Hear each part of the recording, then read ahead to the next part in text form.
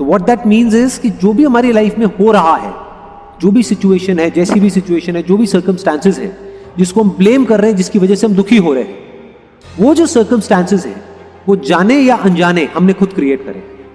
कहीं ना कहीं ऐसे कुछ थॉट्स थे जो एक्शंस में कन्वर्ट हुए, जैसे एक्शंस वैसे ही रिजल्ट्स, जैसे रिजल्ट्स वैसी ही या तो सफरिंग या जॉय। अगर वो स्पॉन्टेनियस भी है, यानी बिना सोचे समझे भी हम कुछ कर रहे हैं, तो उसके पीछे भी सबकॉन्शियस लेवल पे कोई ना कोई सीड है जो प्लांट हो रहा है। वो सीड क्या है? थॉट। वजह यही है कि कहीं ना कहीं कोई ऐसा थॉट हमने प्लांट कर दिया है जाने अनजाने में, जिसका हमको फल मिल रहा है। जैसा अंदर उसके सॉफ्टवेयर पड़ा है वैसे ही तो एक्शंस होंगे। ये माइंड क्या है? एक सॉफ्टवेयर के जैसा है। जो सॉफ्टवेयर बना है मान लो 20 साल में, 30 साल में, 50 साल में, उसके हिसाब से वो एक्ट कर रहा है। तो वहां पे फ्रस्ट्रेट होने की जरूरत नहीं है कि वो ऐसा क्यों कर रहा है। आपसे मैं पूछता हूं आप कौन हो? आप कहोगे मैं डॉक्टर हूं। तो डॉक्टर तो एक इंफॉर्मेशन है मेडिकल फील्ड की जो आपके ब्रेन के अंदर फीडेड है। क्या आप डॉक्टर हो? अगर वो इंफॉर्मेशन आपके अंदर से निकाल भी दी जाए और कोई और इंफॉर्मेशन अंदर फीड कर दी जाए, मान लो इंजीनियर की, तो अब मैं आपसे पूछूंगा आप कौन हो? इंजीनियर हो। तो क्या आप बदल गए हो? अंदर कुछ फीडेड है, कुछ इंफॉर्मेशन अंदर फीड कर दी गई, बचपन से एक तरीके आपकी प्रोग्रामिंग कर दी गई, जिसके बेस पे कुछ उगल रहे हैं। तो you are identified with the programming. इसी प्रोग्रामिंग को माइंड बोलते हैं। हर चीज का कोई ना कोई कॉज होता है, जैसा कॉज होता है वैसे इफेक्ट होता है। बिना कॉज के क्या कोई इफेक्ट हो सकता है? इम्पॉसिबल। तो जो भी साइंटिफिक लॉज है that is based upon cos and effect, कि पहले कॉज होता है बाद में इफेक्ट होता है। तो हम क्या करेंगे? अगर ये बात हमको समझ आ गई तो हम इफेक्ट पे काम नहीं करेंगे, हम कॉज पे काम करेंगे। यानी अगर नीम का बीज कहीं पर बो दिया है, चाहे जानबूझ करके या अनजाने में, तो कड़वाहट हमारी जिंदगी में आनी ही आनी। या जो भी हमको बुरा फील हो रहा है उसके पीछे तो हजारों बीज है और वो हमने जाने अनजाने बो दिए हैं, जिसका रिजल्ट आ रहा है। लेकिन पॉजिटिव के लिए हम क्या चाहते हैं कि एक बीज बो और वो सारा कुछ खत्म हो जाए। ऐसे नहीं हो कि अगर हजारों ऐसे बीज पड़े हुए हैं जो कड़वे हैं, तो हजारों ऐसे भी बीज प्लांट करने पड़ेंगे जहां से कि कुछ मीठे फल आ सके। अपना ध्यान वहां से हटा करके लगा दो नए बीज बोने, यानी सही थॉट्स। तो धीरे धीरे इट विल टेक टाइम। अब यहां पे पेशेंस रखना होगा। ये एक दिन में या 2 दिन में नहीं होने वाला। आज अगर हम बीज बोएंगे, जैसे कई गमले में भी जाकर के हम कोई बीज बोते हैं, तो ये थोड़ी रातों रात पेड़ बन जाता है। It takes time. हमारा जो माइंड है ना, उसको एक गार्डन की तरह देखना है। मतलब क्या है कि डेली बेसिस पे हमको 2 काम करने हैं। एक, जिस तरह के प्लांट्स हमको चाहिए, जिस तरह के फ्रूट्स हमको चाहिए, उस तरह के बीज बोने हैं। और दूसरा, जिस तरह के नहीं चाहिए उसको जड़ से काटना है। क्योंकि जिस वक्त वो उस जमीन में जा रहा है या अभी जमीन से बाहर ही आया है, अभी उसको उखाड़ना बड़ा आसान है। कि जैसे ही कुछ ऐसा उग रहा है वहां पर जो हमको नहीं चाहिए, तो उसको काटा, और जो हमको चाहिए, जिस जगह पर चाहिए, जो जो चाहिए, उसको वहां पर बड़े इंटेलिजेंटली हमने प्लांट किया, तो वो गार्डन बड़ा सुंदर होगा। हमारी विजन बहुत ही शॉर्ट टर्म है। अगर विजन लॉन्ग टर्म हो जाए तो हम समझ सकते हैं कि एक्चुअल में हमारे लिए टाइम की क्या वैल्यू। जैसे आज अगर आप स्टूडेंट हो, मान लो पढ़ाई कर रहे हैं, तो आज एक्चुअल में अभी इस स्टेज में आपके लिए टाइम की क्या वैल्यू है? कुछ भी नहीं है।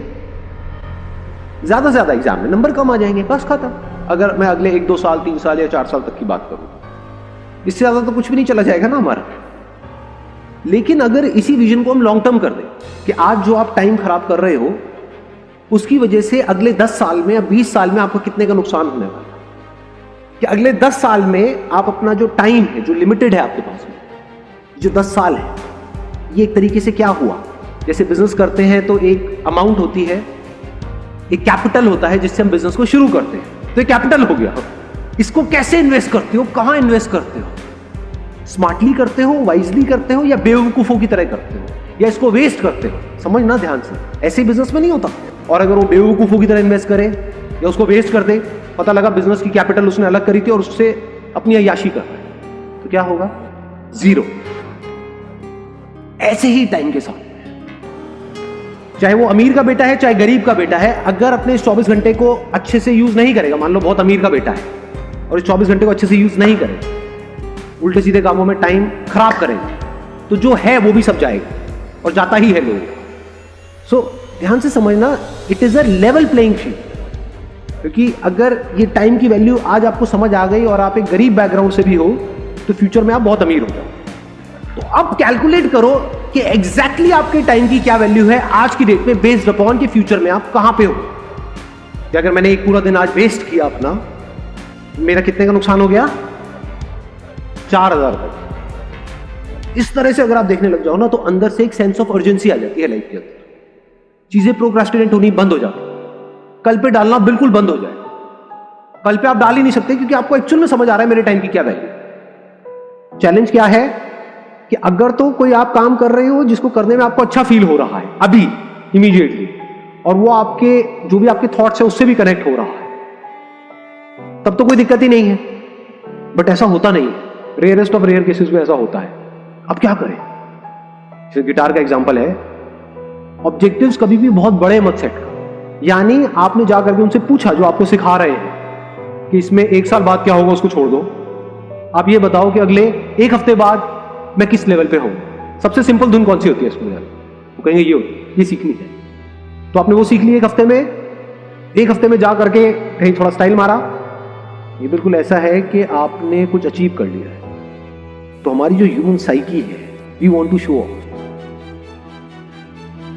और बजाने में आपको मजा आने लग गया, आपको सीखने में मजा आने लग गया। आपको ये हो गया कि अच्छा मैं 1 हफ्ते में यहां पर गया हूं, अगले हफ्ते में मैं कहां पहुंच सकता हूं, वहां पहुंच गए, फिर और आगे, फिर और आगे, फिर और आगे। और ऐसे बंदे जब आगे बढ़ रहे होते हैं तो उनको रोकने का कोई तरीका नहीं होता है, क्योंकि उनको मजा इसमें नहीं आ रहा है कि जो उनको मिल रहा है, उनको मजा किसमें आ रहा है? जो कर रहे हैं उसमें आ रहा है। इनको कैसे रोको? क्योंकि ऐसे बंदों को रोकने का मतलब सिर्फ उनको रोकना नहीं, उनके सबकॉन्शियस को रोको। सक्सेस मिलती है जो भी आप काम कर रहे हो उसमें जो सक्सेसफुल होने का रास्ता है, जो तरीका है, उसको क्रैक कर। यहां पे ना तो डिमोटिवेशन काम आने वाला है ना मोटिवेशन। तो क्या काम आएगा? क्वेश्चनिंग, कि अगर ये कील अंदर नहीं जा रही, क्यों नहीं जा रही? औरों की जा रही, मेरी नहीं जा रही, क्यों नहीं जा रही? जैसे ही आपने क्वेश्चन पूछा कि भाई ये कील अंदर क्यों नहीं जा रही, अब एकदम से आपको जवाब मिलेगा, अच्छा हो सकता है यहां पर कुछ गड़बड़ हो, इसके पीछे हो सकता है लोहे का कुछ हो सकता है कील में कुछ गड़बड़ हो सकता है इसको अंदर ले जाने के लिए हथौड़ा चाहिए होता है और मैं अपने हाथ से ही लगा हुआ हूं, मेरे हाथ में खून निकल रहा है। समझ गए मैं क्या कह रहा हूं? हाँ, अभी आप हंस रहे हो, बट ऐसे ही हम लाइफ को जी रहे हैं। यहां पर जो लोग बैठे हैं ना, 90% लोग ऐसे ही जी रहे हैं अपनी लाइफ को। अगर क्वेश्चन पूछ करके आप इन दोनों के बीच के फर्क को बारीकी से समझ लो कि जो सक्सेसफुल हो रहे हैं उनकी क्या स्ट्रैटेजी है, वो ऐसा क्या सही कर रहे हैं, और जो नहीं हो पा रहे हैं वो क्या गलत कर रहे हैं, और गलत को आप अवॉइड करो, सही को पक्का करते चले जाओ, तो अब क्यों नहीं होगा आपका?